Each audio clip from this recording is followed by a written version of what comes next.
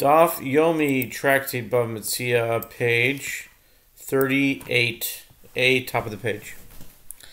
The Gemara asks, but isn't the reason for the opinion of Rabbi Yossi, as he stated in the Mishnah, due to the loss of the fraud? It is not due to the fact that the vessel will not remain intact. Consequently, there is no reason to believe that Rabbi Yossi would concede to the rabbis in the instance where money was deposited. Rather, both of the cases are necessary according to the rabbis. And although the first case could have been inferred from the second case, the Tana teaches the Mishnah employing the style of not only this, but also that. Lozu afzu. The Mishnah began with an obvious example and continued with a more novel one. New Mishnah. In the case of one who deposits produce with another, even if it is lost due to spoilage or vermin, the bailey may not touch it, as it is not his. Rabban Shimon ben Gamliel says he sells it before the court, as by doing so he is like one returning a lost item to the owner, since through its sale he prevents the owner from losing the value of his produce. Gemara, the Talmud says, what is the reason that the first Tana said that the bailey should not touch the produce? Rav Kahana says that it is based on the principle a person prefers a kav of his own produce to 9 kav of another's produce. Consequently, despite the spoilage, the owner prefers that the bailey not touch the produce. Rav Nachman bar Yitzchak says, we are concerned that perhaps the one who deposited the produce rendered it truma and tithe for produce in another place, resulting in the buyer consuming produce that is truma and tithe inappropriately. The Gemara raises an objection from a Braita. In the case of one who deposits produce with another, the bailey may not touch it, and therefore the owner may render it truma or tithe for produce in another place. Granted, according to Rav Kahana, this is the reason that the Tana teaches, and therefore the owner renders them truma. The concern that the owner may render the produce truma and tithe is not the reason why the bailey may not sell it. And the halacha that the owner may render the produce truma and tithe results from the halacha that the bailey may not sell it. But according to Rav Nachman bar Yitzchak, what is the meaning of the term therefore? According to this explanation, the fact that the owner may render the produce truma and tithe is the very reason why the bailey may not sell the produce. The Gemara explains, this is what the Tana is saying. Now that the sages said that the bailey may not sell the produce due to the fact that we are concerned that perhaps the owner had rendered it truma, the owner can be confident that the produce is still in the possession of the bailey. Therefore, the owner may render it truma and tithe for produce in another place, even ab initio. Rabba bar Chana says that Rabbi Yochanan says the dispute in the Mishnah is in a case where the produce deteriorates at its standard rate of deterioration.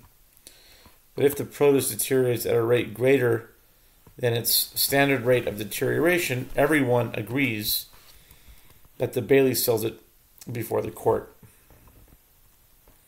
The Gemara comments, Rabbi Yochanan certainly disagrees with the opinion of Rav Nachman bar Yitzchak as the concern that the owner might have rendered the produce truma or tithe applies regardless of the rate of deterioration. The Gemara asks, shall we say that Rabbi Yochanan disagrees with the opinion of Rav Kahana?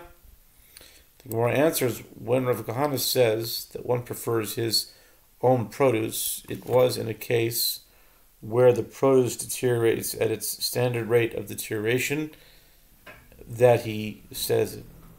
When the rate of deterioration is accelerated, he would agree that the Bailey sells the produce. The Gemara asks, but didn't Rav Kahana say a person prefers a kav of his own produce to 9 of another's produce? This indicates that even if the rate of deterioration was accelerated, one prefers his own produce, as in the case he describes as 8/9 of the produce is lost. The Gemara answers, the expression is merely an exaggeration, and actually one prefers his own produce only when its rate of deterioration is standard. The Gemara raises an objection from a Braita. Therefore, the owner renders it truma or tithe for produce in another place, and let the owner be concerned that perhaps the produce deteriorated at a rate greater than its standard rate of deterioration, and the Bailey sold it, in which case the owner would be eating untithed produce.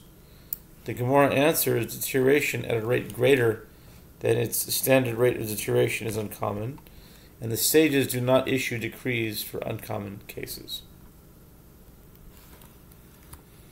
The Gemara asks, and if it is fraud that more of the produce is missing than would be lost according to the standard rate of deterioration, what should be done?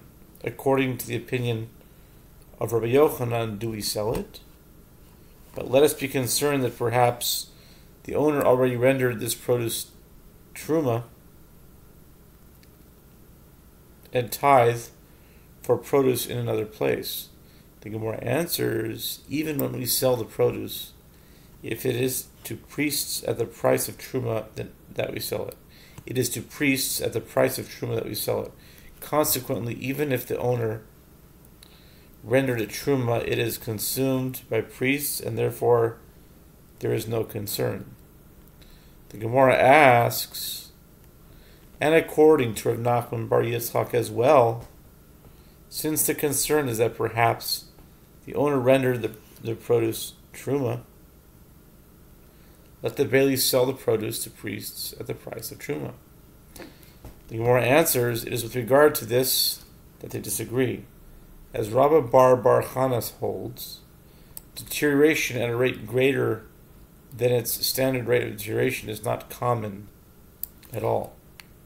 And when it occurs that the produce deteriorates at the greater rate, it is only from now on that it is assumed that it became deteriorated at a rate greater than its standard rate of deterioration. Therefore, if the owner had rendered the produce truma and tithe for produce in another place, it is assumed that it was before it deteriorated at a rate greater than its standard rate of deterioration that he did it. Therefore, when the produce deteriorated at a greater rate than its standard rate of deterioration, the Bailey should sell the produce to priests at the price of truma, as it may be truma. And Rav Nachman bar Yitzchak holds deterioration at a rate greater than its standard rate of deterioration is common. And when the produce became deteriorated at a rate greater than its standard rate of deterioration, it may be immediately that it became deteriorated to that extent. And if you say, let us sell it, the concern is that at times the Bailey will sell it early. And when the owner renders the produce truma and tithe for produce in another place, he does not know that the Bailey already sold the produce and the owner eats untithed produce. The Gemara raises an objection from a Braita. In the case of one who deposits produce with another and it rotted, wine, and it fermented, oil, and it putrefied, honey, and it spoiled, the bailey may not touch them. This is the statement from Rabbi Meir. And the rabbis say he effects a remedy for these items and sells them in court. The Brisa adds, and when he sells them to others and does not sell them to himself, even for the same price, so no one will suspect that he bought it at a discount. On a similar note, with regard to charity collectors, when they do not have poor people to whom to distribute charity, they change copper prutot that they collected for more valuable silver coins only for other people, but they do not change the coins for themselves to avoid suspicion. If collectors for the charity plate collected ready-made food for the poor at a time where there are no poor people to whom to distribute the food, they sell the food only to others, but do not sell the food to themselves. In any event, it is taught, produce and it rotted. What is it not referring even to a case where they all rotted at a rate greater than its standard rate of deterioration? The Gemara rejects this. No. It is referring to a case where they deteriorated at their standard rate of deterioration. The Gemara asks, but aren't the cases of wine and it fermented, oil and it putrefied, honey and it spoiled, cases where these items deteriorated at a rate greater than their standard rate of deterioration? As there is a significant difference in the price of wine before and after fermentation, and in the price of oil before and after putrefaction, the Gemara rejects that proof. Those cases are different. Once they become spoiled, they remain spoiled, but do not continue to deteriorate. Therefore, although their deterioration was significant, there is nothing gained by selling it. On a related note, the Gemara asks concerning the cases of oil and it putrefied, honey and it spoiled.